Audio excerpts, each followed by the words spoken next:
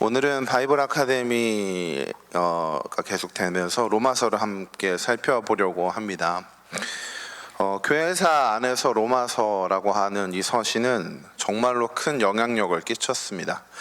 많이 들어보셨을 테지만 기독교 사상가 중에 또 기독교에 있어서 가장 중요한 신학자 중에 한 사람이었던 어거스틴은 원래 기독교인이 아니었는데 이교도에 빠져 살다가 어느 날 로마서 13장 13절에서 14절에 있는 말씀, 낮에와 같이 단정히 행하고 방탕하거나 술 취하지 말며 음란하거나 호색하지 말며 다투거나 시기하지 말고 오직 주 예수 그리스도로 옷 입고 정욕을 위하여 육신의 일을 도모하지 말라라고 하는 말씀을 읽고 회심하게 됩니다.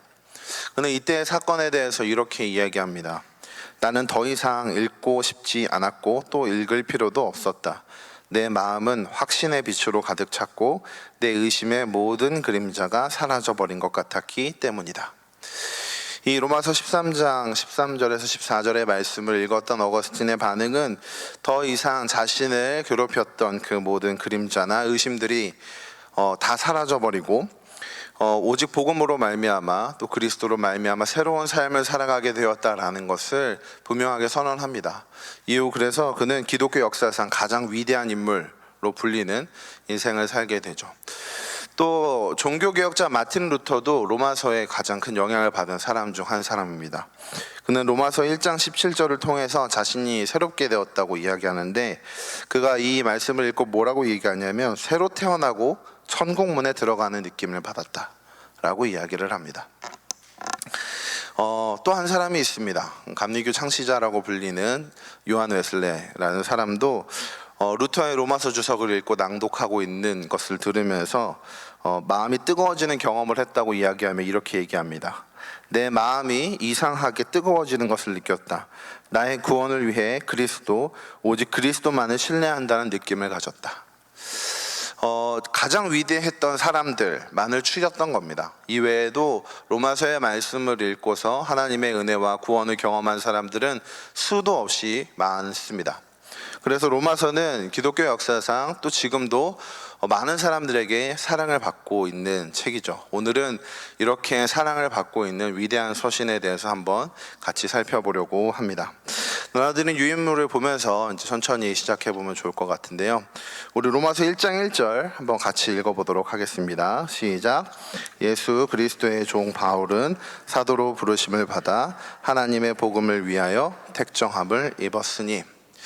처음부터 이 편지를 누가 썼는지 분명하게 기록하고 있습니다. 로마서를 쓴 사람은 사도 바울입니다. 또 우리가 주목해 볼 건 사도 바울이 자기 자신을 어떻게 소개하고 있는지에 대한 부분입니다. 사도 바울은 자신이 예수 그리스도의 종이라고 이야기합니다. 이거는 사도의 정체성과 더 같은 거죠. 그러니까 사도 바울은 언제나 자기 자신이 그리스도의 종이다라고 이야기를 합니다. 여기에 한 가지 더 붙여지는 게 있는데 하나님의 복음을 위하여 택정함을 받았다라고 이야기를 하는 거죠.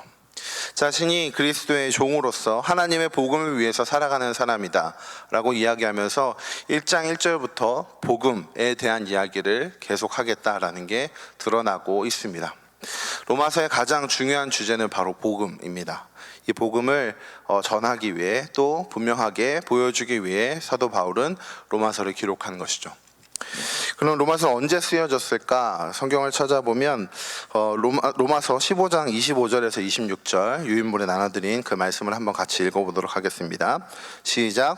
그러나 이제는 내가 성도를 섬기는 일로 예루살렘에 가노니 이는 마게도냐와 아가야 사람들이 예루살렘 성도 중 가난한 자들을 위하여 기쁘게 얼마를 연보하였음이라 라고 기록하죠. 그러니까 이 말씀을 근거로 해서 생각해 보면 사도 바울은 이 로마서를 쓰고 있는 시점이 자기가 예루살렘을 가기 전이라고 얘기하고 있습니다. 그래서 추측컨대 아마 3차 전도 여행 때 고린도에 있었던 기간 동안에 이 로마서를 쓴 것이라고 우리가 생각해 볼 수 있습니다. 바울은 이 로마서를 쓰면서 예루살렘에 갈 것을 기대하며 씁니다. 그리고 이후에 예루살렘을 넘어서 스페인까지 가고자 하는 거죠. 또한 로마 교회를 방문하고자 기획을 합니다. 이후에 우리가 나오는 사도행전의 이야기를 살펴보면 알 수 있듯이 이 이 계획들이 매우 하나님의 손에 의해서 강력하게 진행되는 것을 볼 수 있습니다. 그러니까 바울이 로마서를 쓰면서 기대했던 것보다 더욱더 강력하고 또 바울이 예상하지 못한 방법으로 로마에 이르게 되는 것이죠. 바울이 이 편지를 어디다 썼느냐라는 건 분명합니다. 로마서, 이미 읽기도 전에 로마서라고 써 있죠. 로마 교회에 쓴 편지인데, 로마 교회의 특징 중 하나는 설립자가 누군지 모른다는 겁니다.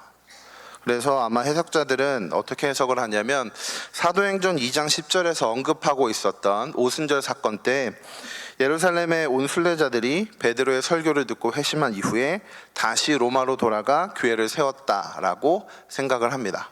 대부분의 사람들이 이렇게 생각을 하는데, 이때 상황들을 좀 생각해 보면 어떤 상황이냐면, 로마에 있었던 유대인들이 예루살렘으로 온 겁니다.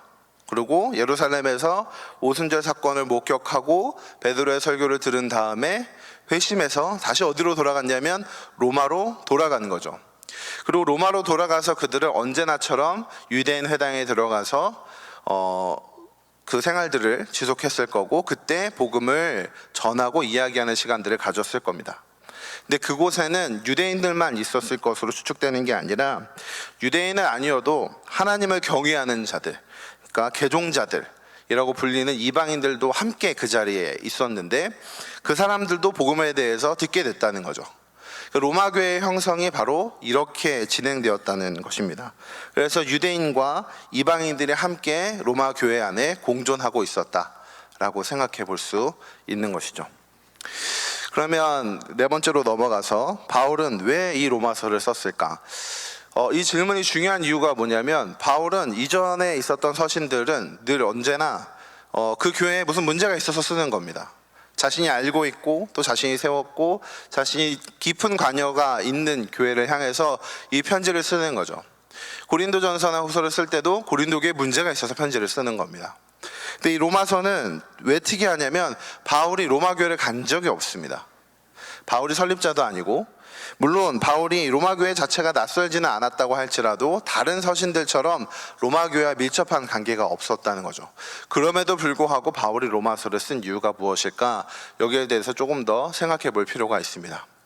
그 이유가 무엇인지 세 가지로 좀 구분해 볼 수 있는데요. 첫 번째는 뭐냐면, 자신이 전하는 복음이 무엇인지 설명할 필요가 있었기 때문입니다. 그러니까 자신이 사역을 하는 이 복음이 무엇인지 설명할 필요가 있었기 때문에 로마서를 통해서 이 복음을 분명하게 기록하고자 했던 것이죠.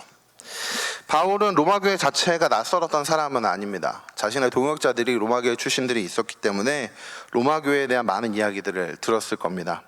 그런데 방문한 적은 없고, 또 자신이 그 교회를 방문하고자 하는데 여기에 무슨 공격들이 하나 있습니다. 그게 뭐냐면, 바울이 전하는 복음이 율법과 상관없는 복음이다, 율법을 폐기하는 것이다, 율법을 무시하는 자가 바로 바울이다 라는 공격이 있었던 거죠. 자신이 세운 교회도 아니고 자신이 정말 깊은 관여를 하고 있는 교회도 아닌데, 그 교회를 방문하고자 할 때 그 교회에 있는 성도들이 자신을 오해할 수 있기 때문에 내가 전하는 복음은 이것이다 라는 걸 분명하게 설명할 필요가 있었던 거죠.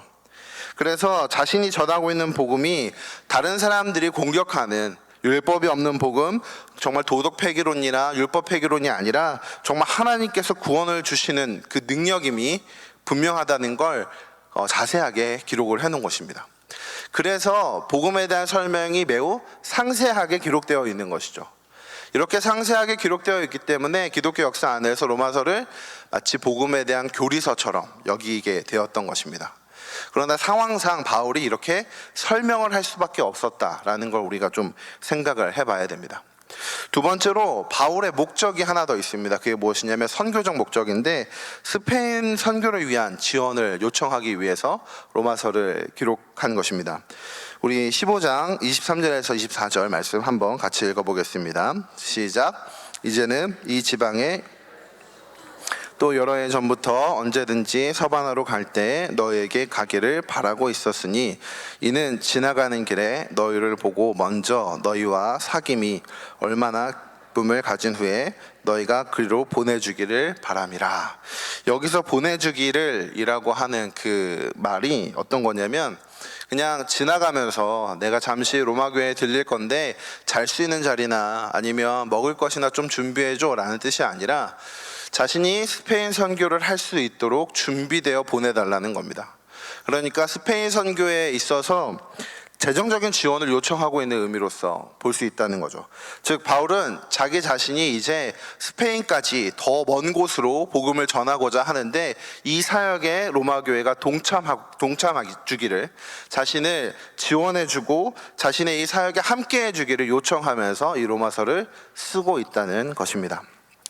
세 번째로는 로마 교회 안에 있었던 어떤 문제들을 해결하기 위해서 로마서를 기록했다고 볼 수 있는데, 제가 조금 전에 로마 교회가 생겨난 배경에 대해서 좀 간략하게 말씀을 드렸었는데, 처음엔 유대인으로부터 시작된 교회가 분명할 겁니다. 왜냐하면 예루살렘에 이방인이 갈 일이 없기 때문이죠.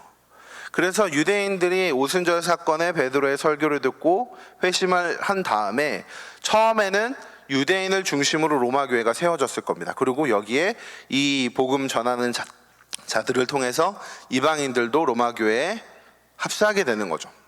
그런데 어떤 사건이 일어나냐면, 클라우디우스 황제의 칙령이 법령이 반포가 되는데, 로마의 역사가였던 수에토니우스가 증언했던 걸 보면, 크레스투스의 선동으로 인해 끊임없이 폭동을 일으켰기 때문에 유대인들을 로마에서 추방했다라고 기록하고 있습니다. 그러니까 유대인들을 로마에서 추방한 거죠. 그러니까 아마 예상컨대 그리스도인들과 유대인들의 충돌, 이 충돌이 매우 가격해져서 유대인들을 로마에서 추방하는 사건이 일어납니다.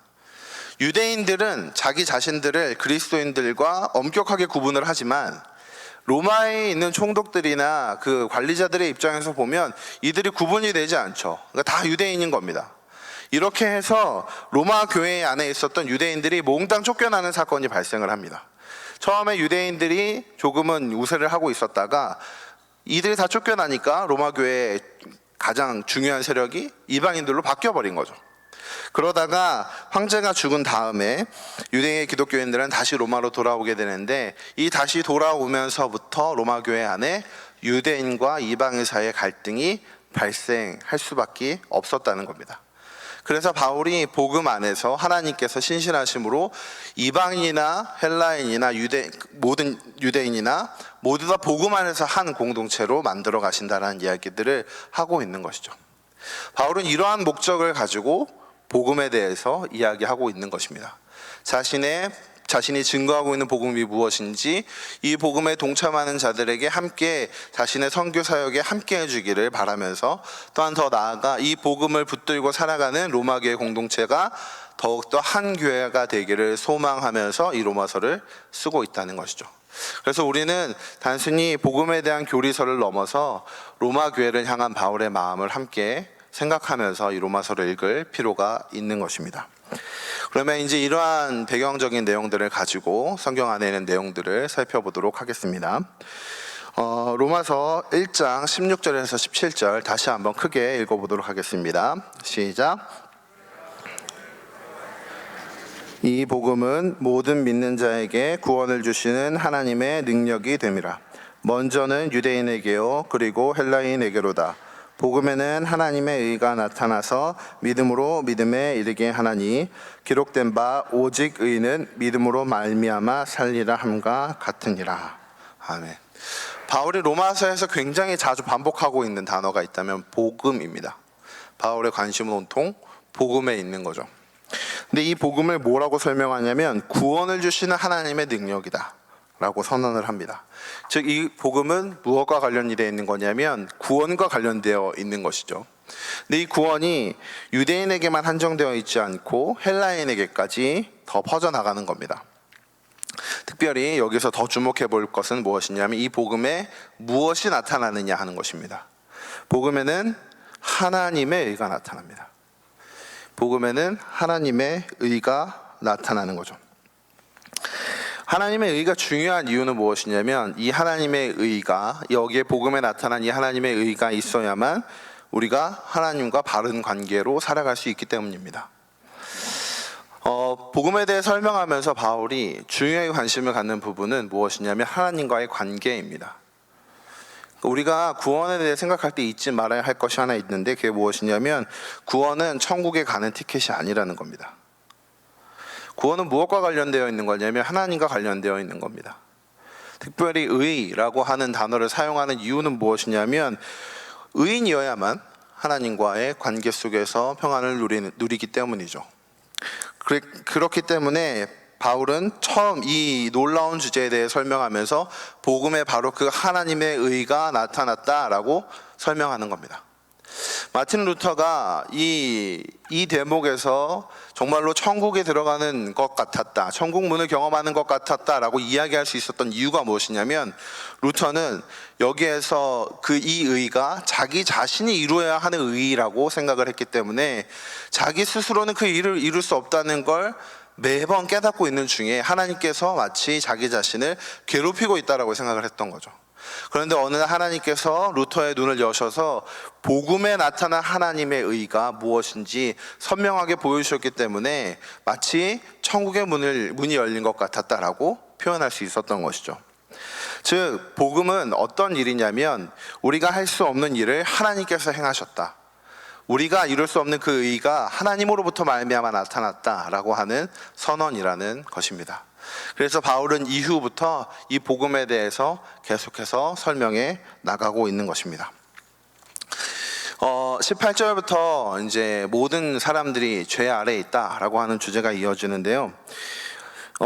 모든 사람들이 죄 아래에 있기 때문에 무엇이 필요한 거냐면 복음이 필요한 겁니다. 세상 사람들이 왜 예수를 믿어야 하는가에 대해서 질문하면 답은 사실 간단합니다. 죄인이기 때문이죠.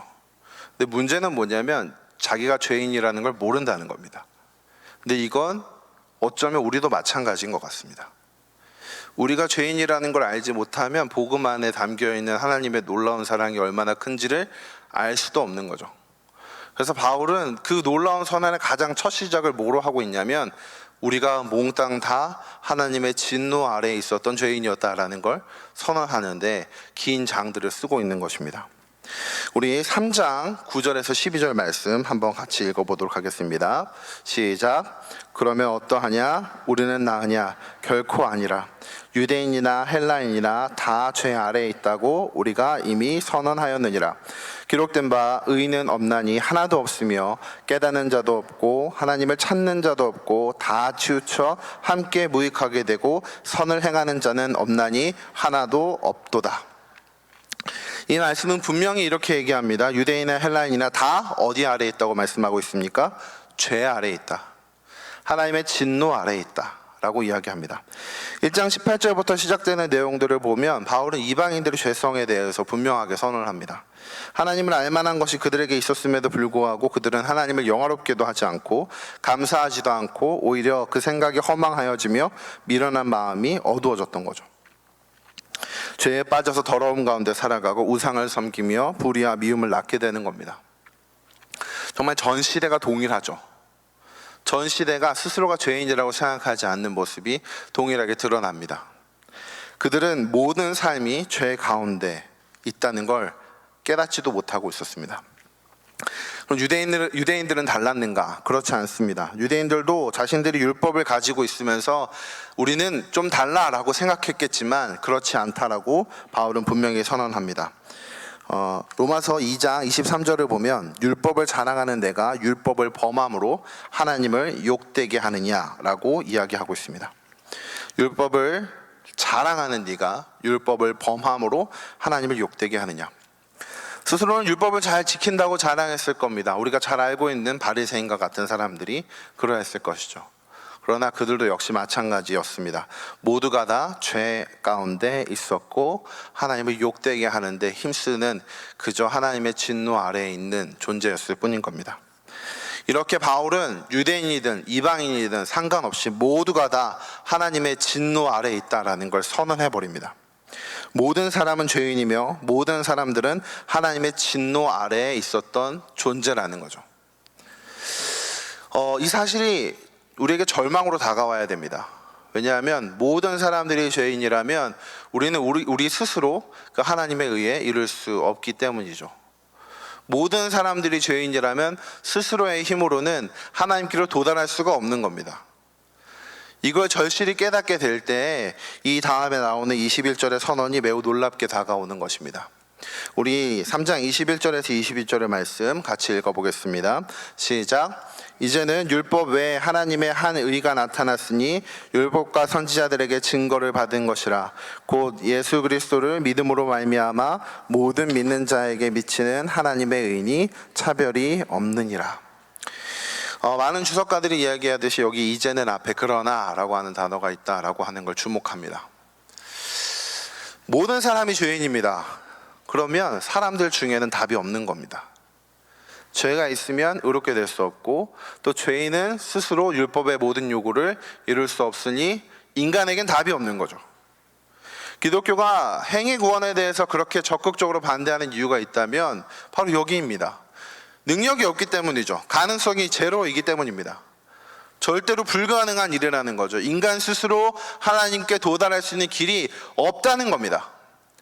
여러 가지 가능성이 있는데 너넨 못 찾아, 이런 게 아니라 애시당초 인간은 하나님께로 도달할 길이 없습니다. 그래서 하나님이 선택하신 방법이 무엇이냐면 하나님 편에서 인간에게로 내려오시는 방법을 택하신 거죠. 그렇기 때문에 우리가 복음이라고 부르는 겁니다. 우리가 죄 아래에서 하나님 앞에 그 무엇도 선하게 드릴 수 없는 존재라는 것에 정말 절망할 때 이 놀라운 선언은 우리의 심령을 새롭게 할 뿐인 겁니다. 그래서 찬양할 수밖에 없는 거죠. 이제는 율법에 하나님의 한 의가 나타나서 율법과 선지자들에게 증거를 받은 것인데 곧 예수 그리스도를 믿음으로 말미암아 모든 믿는 자에게 미치는 하나님의 의다라고 이야기를 합니다. 오직 믿음으로 말미암아 하나님께서 하신 그 일을 믿음으로 말미암아 의롭게 된다라고 하는 놀라운 선언을 보게 되는 것이죠. 그렇기 때문에 복음 외에는 답이 없다라고 바울은 분명히 선언하는 것이고, 이 오직 유일한 답, 이 하나 때문에 바울은 복음을 부끄러워하지 않는 겁니다. 세상 사람들이 그 복음을 보면서 미련한 것이다, 또 지혜롭지 않은 것이다, 또 거리끼는 것이다 라고 이야기할 수 있을지 모르지만 바울은 분명하게 알고 있었던 겁니다. 유대인들이 자랑하는 율법도 헬라인들이나 또 그리스 철학자들이 자랑하는 그 수많은 철학도 신께로 도달할 수 있는 길이 없다는 걸 바울은 분명히 알았던 것이죠. 그러나 오히려 바울은 그런 것들이 아니라 하나님께서 우리에게 오신 그 유일한 길, 예수 그리스도가 이 땅에 오셨음을 알고 있었기 때문에 복음을 위해서 살아갈 수 있었다는 겁니다. 그래서 이 복음을 분명하게 깨닫고 믿는 자들은 스스로 자랑하지 못합니다. 한 게 없기 때문이죠. 우리가 내가 믿었는데요 라고 그 믿음을 행위처럼 자랑하지도 못합니다. 실제로 이 믿음 자체도 우리에게서 난 것도 아니고, 오로지 하나님께서 하신 놀라운 일들이 우리에게 은혜로 말미암아 주어졌기 때문에 우리는 찬양하고 그 하나님께서 하신 일을 자랑할 뿐이라는 거죠. 무엇 하나 우리에게 자랑할 것이 없고 하나님께서 행하신 놀라운 은혜에 참여하게 되는 것입니다. 그래서 복음의 놀라운 진수 가운데 깊이 들어가면 들어갈수록 우리의 삶을 말씀의 거울 앞에 비추면 비출수록 하나님께서 우리의 삶 가운데 베푸신, 우리에게 베풀어 주신 그 구원의 은혜가 얼마나 큰지 날마다 더 깊이 알아갈 수 있다는 것이죠. 아, 내게 능력이 없구나, 내게 선한 것이 아무것도 없구나. 그러나 그런 나를 위해서, 그런 우리를 위해서 하나님께서 아들을 보내셨구나 라는 걸 깨닫는 자만이 복음 안에서 하나님을 찬양하는 것이죠. 복음 안에서 하나님을 자랑하고 하나님을 나타낼 수 있게 되는 것입니다. 그런 사람들은 결코 자신의 모든 것을 자랑하지 않습니다. 오히려 바울처럼 나의 나된 것은 다 하나님의 은혜다라고 말할 수 있게 되는 것이죠. 그런데 이러한 선언을 싫어하는 사람들이 있을 수 있습니다. 바로 유대인 같은 사람들이죠. 이들은 율법 준수가 매우 중요하다고 생각했던 사람들인데, 이런 자들을 위해서 바울은 누구를 데리고 오냐면 아브라함을 데리고 옵니다. 우리 뒷장을 넘겨보시면 4장 1절에서 3절 말씀이 있습니다. 한번 같이 읽어보겠습니다. 시작. 그런즉 우리 조상인 아브라함이 무엇을 얻었다 하리요? 만일 아브라함이 행위로서 의롭다 하심을 받았으면 자랑할 것이 있으려니와 하나님 앞에서는 없느니라. 성경이 무엇을 말하느냐? 아브라함이 하나님을 믿음에 그것이 그에게 의로 여겨진 바 되었느니라. 아멘. 유대인들에게 매우 중요한 인물이 있다면 아브라함입니다. 유대인들이 자랑하는 것이 크게 세 가지가 있는데 율법, 할례, 아브라함의 혈통입니다. 그런 아브라함을 데리고 와서 뭐라고 얘기하냐면 너희가 성경을 봐라. 아브라함이 할례를 받았을 때 의롭다함을 받았냐? 아니다.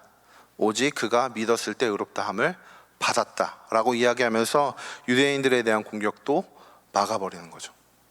오직 하나님께서 그렇게 하신 것이다 라고 선언하는 겁니다. 그래서 이렇게 하나님의 놀라운 사랑 가운데서 바울은 믿음으로 말미암아 구원을 얻고 하나님과 화평을 누리게 되는 그 기쁨을 5장에서부터 선언하고 있는 겁니다. 하나님께서 행하신 복음에 반응하게 되면 하나님과 평화를 누리게 됩니다. 소망 중에서 즐거워하며 환난 중에 기뻐하게 되죠. 왜냐하면 하나님과의 관계가 화평케 되었기 때문입니다. 하나님의 진노 아래에 있다라고 하는 것의 가장 큰 문제는 무엇이냐면 하나님과의 관계가 끊어졌다는 겁니다. 아담과 하와가 선악을 알게 하는 나무의 열매를 먹음으로써 지었던 죄의 가장 큰 재앙은 무엇이냐면 하나님과의 관계가 끊어졌다는 거죠. 하나님과의 원수된 관계로서 살아간다는 것입니다. 근데 이 관계를 회복시키는 길이 복음이라는 것이죠. 하나님께서 자기 아들을 이 땅에 보내셔서 우리의 모든 죄악들을 다 그에게 담당시키시고 또 우리가 이루어야 할 그 모든 의들을 그가 이루신 것으로 믿음으로 말미암아 우리의 것으로 삼아주심으로 우리가 이제 하나님과의 관계 속에 화평을 누리고 하나님을 성령을 받음으로 아바 아버지라 부를 수 있게 되는 것이죠. 그렇기 때문에 복음에 반응하면 하나님과 평안을 누리고 하나님으로 인해 기뻐하고 소망 중에 즐거워하며 환난 중에 기뻐할 수 있게 된다는 것입니다. 하나님과의 관계가 이전과 완전 달라지는 것이죠. 하나님을 아바 아버지라 부르며 하나님과의 관계 안에서 하나님의 사랑을 경험하게 되죠. 5장 8절을 보면 우리가 아직 죄인 되었을 때 하나님의 사랑을 어떻게 확증하셨는지에 대해서 뭐라고 얘기합니다. 자기 아들을 내어주심으로. 복음 안에 하나님의 사랑이 담겨 있는 것이죠. 그 복된 소식 안에 하나님의 사랑이 얼마나 큰지를 목격하고 볼 수 있는 것이죠. 그래서 우리는 우리를 화목하게 하신 예수님으로 말미암아 하나님 안에서 또한 즐거워하며 살아갈 수 있게 되는 것입니다. 바울이 1장 18절부터 이어지는 이방인들이나 유대인들 모두 다 하나님의 진노 아래에 있는 죄인이다라고 선언했을 때와는 전혀 다르게 우리 안에 나타난 하나님의 의가 무엇인지 복음이 무엇인지 그 복음을 믿는 자에게 주시는 기쁨이 무엇인지 5장에서 매우도 선명하게 선언하고 있다는 것이죠.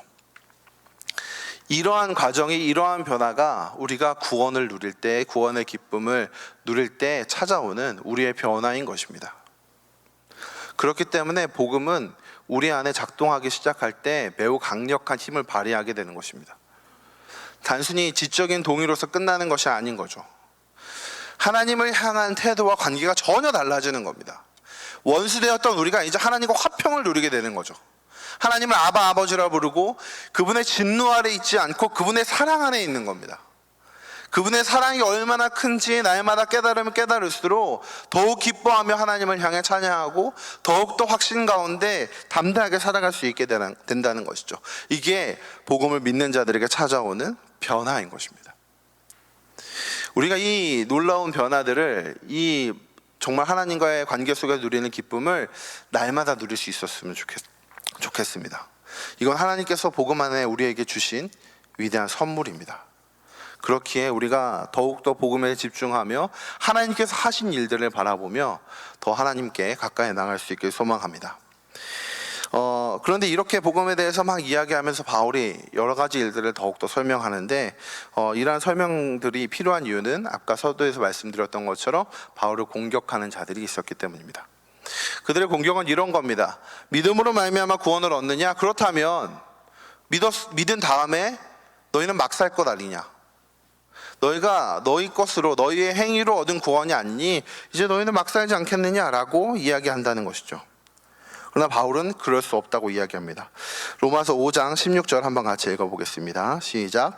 너희 자신을 종으로 내주어 누구에게 순종하듯인지 그 순종함을 받는 자의 종이 되는 줄을 너희가 알지 못하느냐. 혹은 죄의 종으로 사망에 이르고 혹은 순종의 종으로 의에 이르느니라 라고 이야기하면서 이어지는 문제들에 대해서 이야기하고 있습니다.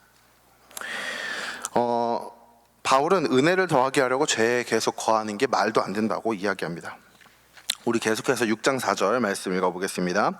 그러므로 우리가 그의 죽으심과 합하여 세례를 받음으로 그와 함께 장사되었나니 이는 아버지의 영광으로 말미암아 그리스도를 죽은 자 가운데서 살리심과 같이 우리로 또한 새 생명 가운데서 행하게 하려 함이라.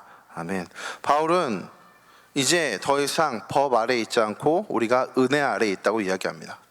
죄에서부터 해방되었기 때문에 이제 의에게 종이 된 것이죠. 그 의를 위하여서 살아간다는 것입니다. 그래서 정말 구원을 받고 복음 안에서 하나님의 사랑을 경험한 사람은 막 살 수가 없습니다. 애시당초 불가능한 일인 거죠. 내가 예수를 믿는데 막 산다라고 하는 게 애시당초 불가능한 메커니즘인 겁니다. 우리가 복음 안에서 기쁨을 누리려면 우리가 죄인인 걸 깨달아야 하는데 그 죄된 걸 깨닫고 하나님의 사랑을 입은 사람이 이전과 전혀 바뀌지 않는 삶을 살아간다라고 하는 건 애시당초 말이 안 되는 일인 거죠. 그럼에도 은혜 아래 산다고 주장하는 네가 죄 지는 걸 오히려 강요하고 있는 거 아니냐라고 하는 사람들의 말이 이상하게 들리는 겁니다. 바울은 분명하게 얘기합니다. 은혜 아래 산다는 건 더 이상 죄의 종노릇하는 게 아니다. 그렇게 다시 죄를 따라 산다는 건 은혜 아래 살아가는 사람과 어울리지 않는 일이다라고 이야기한다는 겁니다.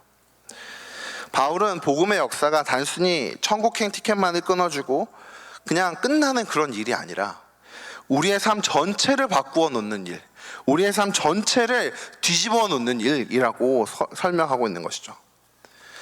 이렇게 바울이 이야기할 때 또 다른 사람들이 이렇게 얘기합니다. 그럼 율법은 무엇이냐?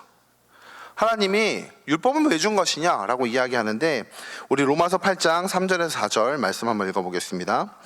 율법이 육신으로 말미암아 연약하여 할 수 없는 그것을 하나님은 하시나니 곧 죄로 말미암아 자기 아들을 죄 있는 육신의 모양으로 보내어 육신의 죄를 정하사 육신을 따르지 않고 그 영을 따라 행하는 우리에게 율법의 요구가 이루어지게 하려 하심이니라 라고 이야기하면서 여기에서 우리가 우리의 힘으로 하는 게 아니라 영을 따라 행한다 라고 얘기합니다. 영을 따라 행한다. 그러니까 우리가 성경 안에서 이 율법의 요구를 이루어갈 수 있다는 것이죠. 우리가 죄 가운데 거할 때는 할 수 없는 그것을 하나님께서 하나님과의 관계를 회복시킨 이후에 우리 안에 성령을 주시고 성령을 통하여 그 일들을 이루어가게 하신다는 거죠. 그래서 우리는 성령 안에서 믿음의 법을 따라 살아가는 겁니다. 성령 안에서 믿음의 법을 따라가서 이 놀라운 은혜 가운데 날마다 하나님을 기쁘게 하는 삶을 살아가게 된다는 것이죠. 유대인들의 공격과는 전혀 다른, 정말 하나님께서 행하신 일이 얼마나 놀라운지에 대해서 바울은 조목조목 설명하고 있는 겁니다. 이후 9장을 넘어가면 바울은 이스라엘 그 유대인들이라는 존재에 대해서 이야기하는데 이러한 반대도 있었던 겁니다. 그러면 하나님께서 약속을 주신 유대인들에 대한 이야기는 무엇이냐? 라는 이야기가 또 이어지는 것이죠. 로마서 9장 6절에서 8절 말씀을 다시 한번 읽어보겠습니다. 그러나 하나님의 말씀이 폐하여진 것 같지 않도다. 이스라엘에게서 난 그들이 다 이스라엘이 아니요 또한 아브라함의 씨가 다 그의 자녀가 아니라 오직 이삭으로부터 난 자라야 내 씨라 불리리라 하셨으니 곧 육신의 자녀가 하나님의 자녀가 아니요 오직 약속의 자녀가 씨로 여기심을 받느니라. 유대인들을 구원하지 않는 것이냐? 유대인들은 버림받은 것이냐? 하나님은 신실하지 않은 것이냐? 하나님이 의롭지 않은 것이냐라고 하는 수많은 질문들 속에서 바울은 하나님의 말씀이 폐하진 것이 아니다라고 이야기하면서 구원 자체가 이스라엘 백성들을 하나님께서 하나님의 백성으로 삼으신 것이 그들에게 있는 무엇이 아니라 하나님의 주권적 선택으로 말미암은 것이다 라는 걸 이야기하는 겁니다. 오직 이삭으로부터 난 자라 씨라 불린다 라는 것이죠. 이스마엘이 아니라 이삭으로부터 난 자라요. 하나님께서 선택하신, 하나님의 선택 가운데 세움받은 백성들이 사실 이스라엘 백성들이었다는 거죠. 이스라엘이 자랑했던 건 아까도 말씀드렸던 건 율법, 아브라함의 혈통, 할례 이런 것들입니다. 그러나 이런 것들이 그들의 하나님의 백성 되었다는 걸 증명해 주는 게 아니었던 거죠. 그들이 하나님의 백성 되게 만드는 것은 무엇이냐면 하나님의 선택입니다. 하나님의 주권적인 것이죠. 그러니까 하나님이 하신 일인 겁니다. 이스라엘 백성들 편에서 그 무엇도 한 게 없는 것이죠. 하나님께서 다 하신 겁니다. 즉 혈통이 아니라 부르심과 선택이 하나님의 약속이 성취되어가는 근거이라는 거죠. 그러니까 하나님을 향해서 하나님 의롭지 않습니다, 하나님 신실하지 않습니다 라고 말할 게 없다는 겁니다. 뿐만 아니라 이스라엘은 하나님의 약속에 대해서 불순종합니다. 우리 10장 16절 말씀 읽어보겠습니다.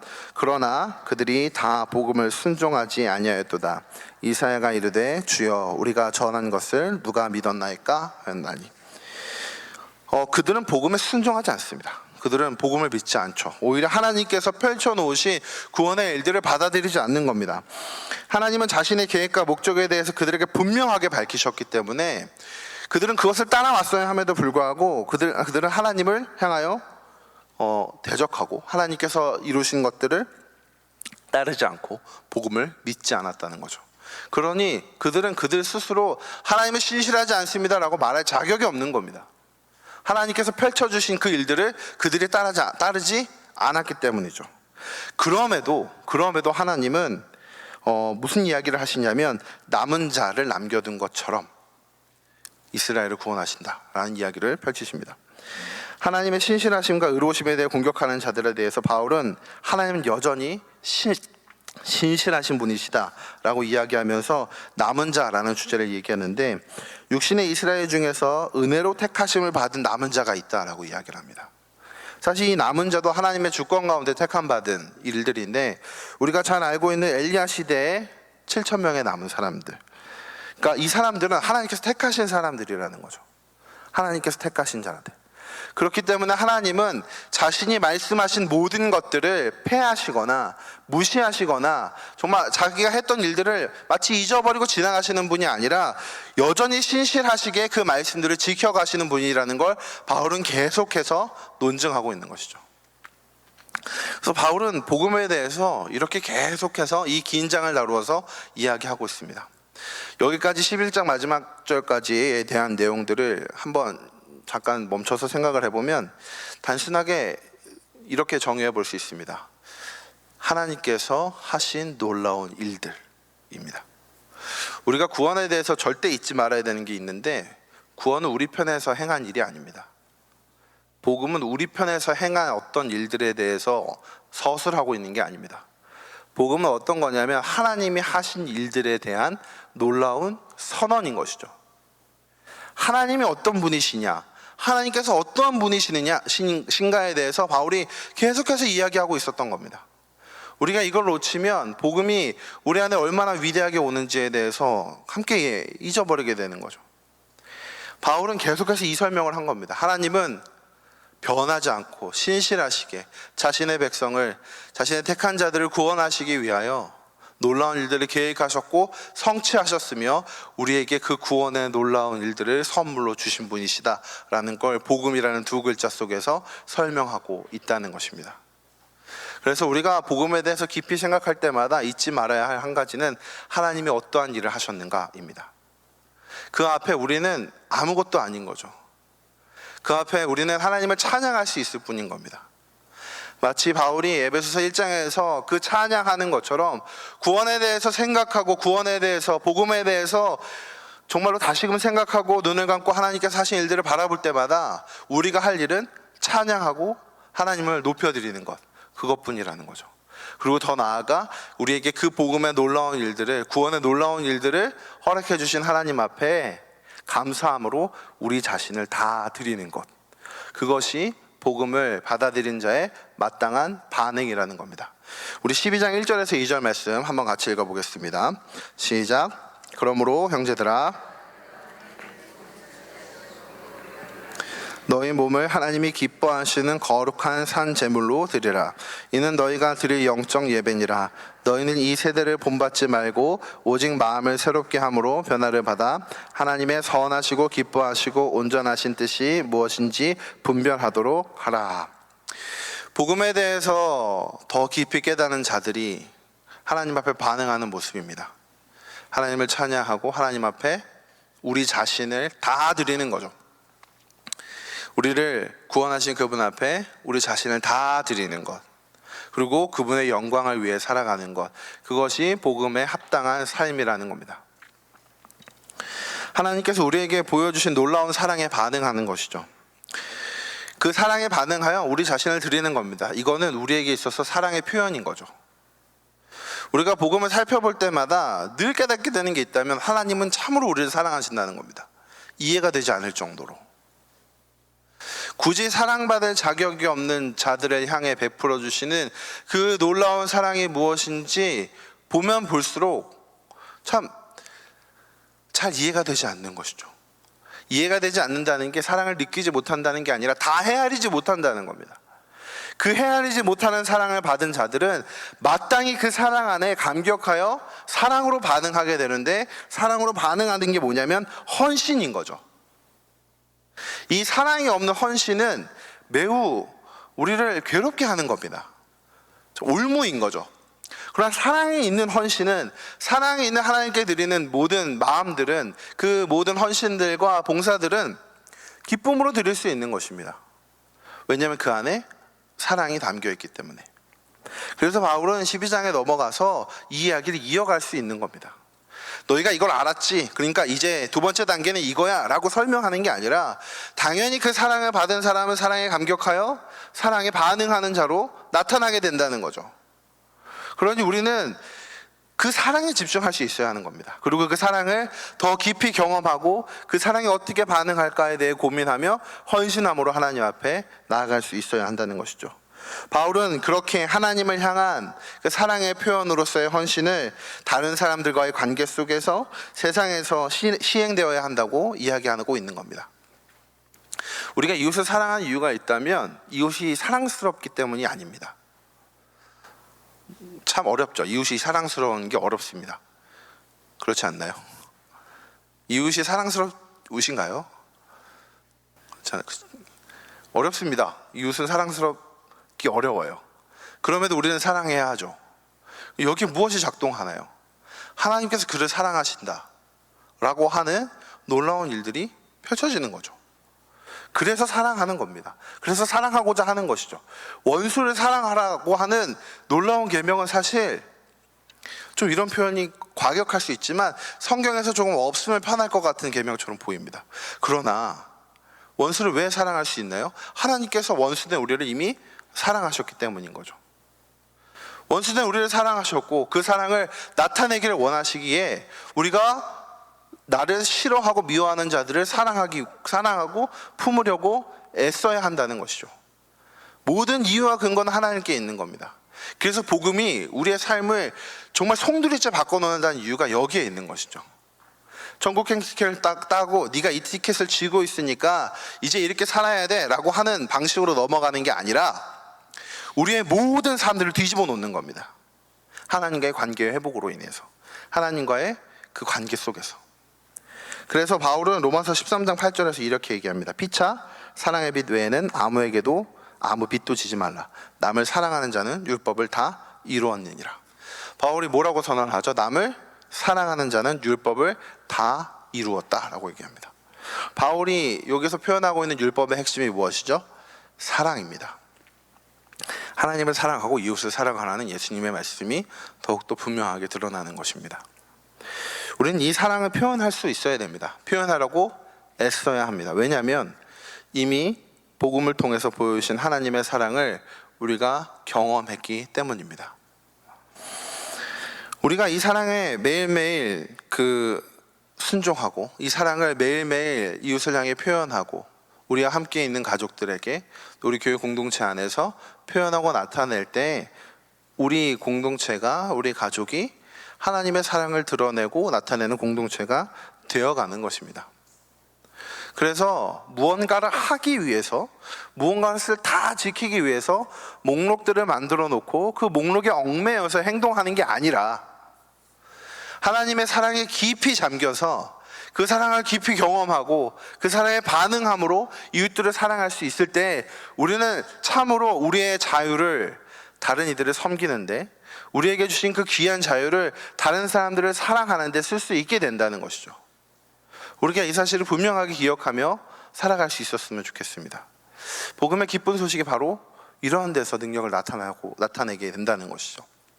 뿐만 아니라 15장 2절에 보면 바울이 이렇게 얘기합니다. 우리 각 사람이 이웃을 기쁘게 하되 서원을 이루고 덕을 세우도록 할지니라. 바울이 덕을 세운다라고 하는 건 공동체를 아름답게 세워가는 것을 말합니다. 서두에 말씀드렸다시피 로마 교회 안에는 이방인들과 유대인들이 공존해 있었습니다. 그리고 이들이 시대적인 상황 때문에 분쟁할 수밖에 없었겠죠. 사실 유대인들은 이방인들을 이해하는 게 매우 어렵습니다. 어렸을 때부터 그렇게 자랐던 거죠. 이방인들이 유대인을 이해하는 것도 참 어렵습니다. 그러나 그들이 복음 안에서 하나가 되어서 그 복음 안에서 서로 사랑함으로 뭘 해야 되냐면 덕을 세워야 된다는 거죠. 덕을 세운다는 건 공동체를 세워간다는 겁니다. 정말 아름다운 한 교회를 세워가야 한다는 것이죠. 그래서 사랑은 모든 것을 묶어주는, 정말 모든 것을 하나 되게 하는 놀라운 힘을 갖고 있는 것입니다. 그래서 복음에 참되게 반응한다면 교회는 하나 될 수밖에 없습니다. 그 복음에 정말 진실로 놀랍게 반응할 수 있다면, 그 복음에 깊이 잠길 수만 있다면, 우리가 그 복음에 붙들려 살아갈 수만 있다면, 날마다 그 복음을 생각하고 하나님께서 하신 일들에 정말 감격하면서 그 사랑에 매어 살아갈 수 있다면 우리의 삶들은 변화될 수밖에 없고, 그 변화된 삶들은 아름다운 공동체를 만들어 갈 수밖에 없는 것입니다. 왜냐하면 하나님의 사랑이 그렇게 흘러가기 때문이죠. 그래서 우리는 언제나 첫 시작을 여기에서부터 해야 되는 겁니다. 우리의 힘이 아니라 하나님께서 하신 일들을 깊이 경험함으로 나타내는 그 사랑으로. 사실 우리 자신을 정직하게 살펴보면 아무것도 없다라는 표현이 굉장히 거룩한 표현인 겁니다. 더러움만 가득하죠. 죄와 욕심만이 가득합니다. 이웃을 사랑한다, 원수를 사랑한다 라고 하는 게 참으로 고통스러운 일입니다. 원수를 어떻게 사랑합니까? 원수인데. 원수는 어떻게 해야 되죠? 원수는 죽어서도 안 됩니다. 죽지 않고 고통을 받아야 되죠. 그래도 풀리지 않는 게 원수입니다. 그렇지 않나요? 다른 사람들이 갖고 있는 걸 보면 우리 마음이 어떻죠? 갖고 싶습니다. 탐심이 흘러나오죠.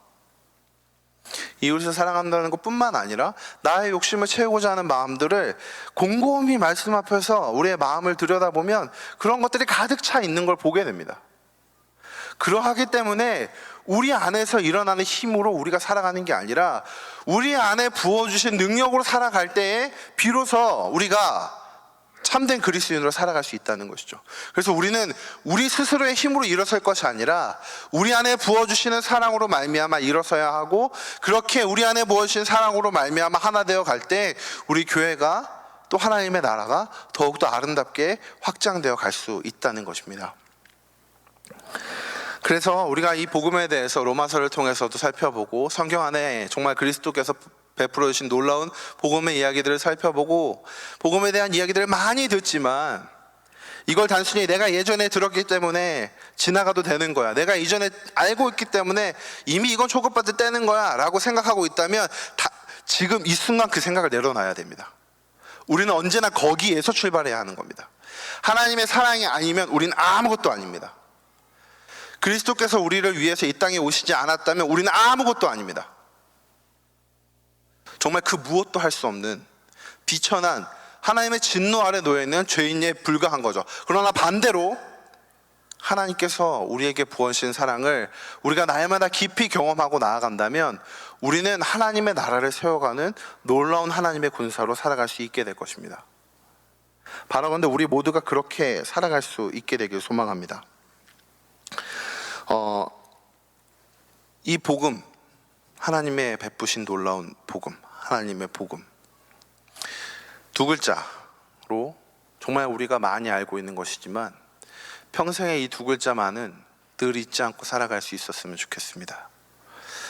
그래서 복음으로 말미암아 살아가며 바울처럼 이렇게 고백할 수 있었으면 좋겠습니다. 내가 복음을 부끄러워할 수가 없다. 내가 복음을 부끄러워하지 아니한다, 이 정도가 아니야. 내가 복음을 어떻게 부끄러워하겠느냐라고 선언하며 매일의 삶 속에 구원을 주시는 하나님의 놀라운 능력을 드러낼 수 있는 우리 귀한 성도님들 되시길 주님의 이름으로 축복합니다. 이 시간에 한 가지만 놓고 기도했으면 좋겠습니다.